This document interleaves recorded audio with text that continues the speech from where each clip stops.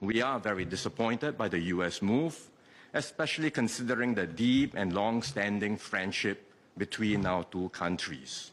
These are not actions one does to a friend. What the US is doing now is not reform.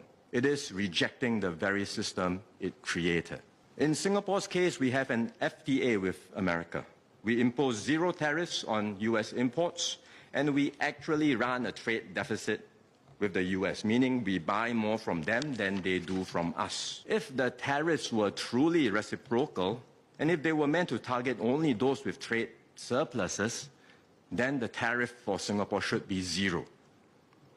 But still, we are being subjected to the 10% tariff. We are very disappointed by the US move, especially considering the deep and long-standing friendship between our two countries. These are not actions one does to a friend. We are assessing the situation carefully, but our deeper worry is not the direct impact that these businesses face. It is the wider implications for the global trading system and the world economy. America's new tariff regime is a complete repudiation of the MFN principle. It opens the door to selective country-by-country trade relations based on unilateral preferences. In the near term, we expect weaker global growth, which means external demand for our goods and services will fall. The outward-oriented sectors of our economy will suffer the brunt of the impact. They include manufacturing, especially segments like electronics and semiconductors, biomedical science, which have higher export exposure to the US, wholesale trade and transport will be impacted.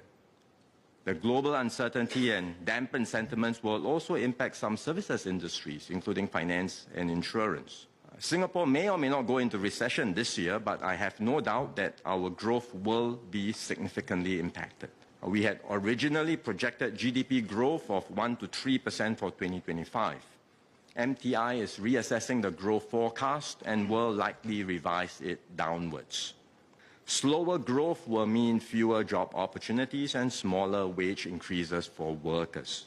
And if more companies face difficulties or relocate their operations back to the US, there will be higher retrenchments and job losses.